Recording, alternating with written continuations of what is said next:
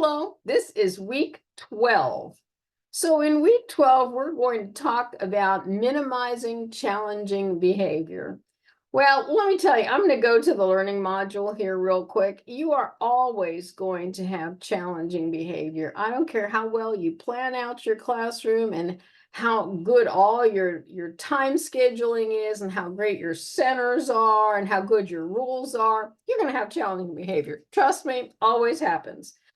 So that's what you're going to read about this week. And I just want to point out there's always going to be children that bite. But the one thing that I really want you to look at is when you have a little one, I'm talking about a toddler that walks around biting, always look at the antecedent. What happened before that toddler bit? Because a lot of times that toddler is biting because someone else is hurting him or her. And the biting is the only response that they can think of because they may not be verbal enough to say, don't bite me. So look and see if someone is hurting that child that's doing the biting. And the other thing that I want to talk about is the whining. Whining is just one of the things that drives me up the wall. I have to admit to it. Okay. So I learned early on when I was teaching first grade that when children come up to you and they're in full whine mode, I just look at them and I go, oh gosh, I am so sorry, but I just don't understand whine. I'm sorry. Can you say that in regular? And the first couple of times they just look at me like I've lost my mind.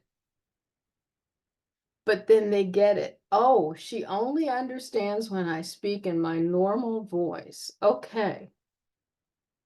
And it was magic. Once I started doing that, they learned. In fact, when I had new students come to my classroom, the ones that had been there a long time would catch someone whining and they'd say, she's not going to be able to understand you. She doesn't understand whine.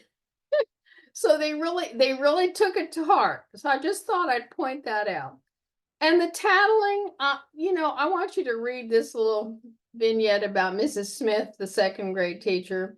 When children tell you things, listen, but you do need to teach them the difference between tattling and reporting. There's a huge difference between reporting someone is hurt or the building's on fire and just trying to get someone else in trouble.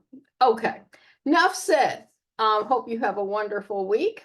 You're going to be on discussion board this week and you have a chapter to read. Please let me know if you have any questions. I'll be happy to set up a Zoom. Bye.